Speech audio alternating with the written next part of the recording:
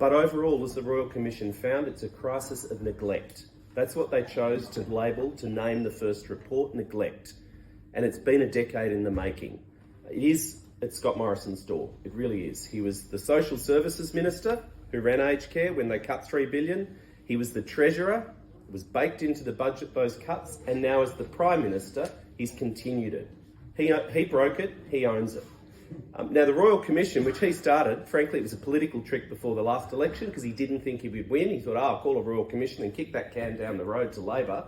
Well, 148 recommendations, he hasn't even responded to half of them. You know, we're a better country. At some level, this is not an issue just for senior citizens. This is an issue that should shame every Australian, whatever your age. People have grandparents, people are worried about their parents, people are worried about their own future. You know, we can afford and we need a better system. We had 28,000 people over the couple of years die while waiting for a home care package at the right level.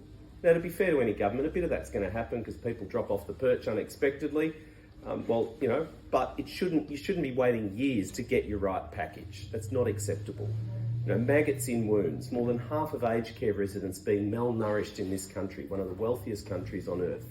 So I'm really proud of our policy that Labor's put out, and Albo made it the focus of his budget reply.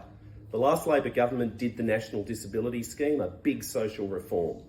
You know, Julia Gillard did needs-based school funding. Some of that's been dismantled, but some of it's still there. The next Labor government will make aged care the focus of our social policy reform in the first agenda, and that's a good thing. Authorised by Julian Hill, Australian Labor Party, Melbourne.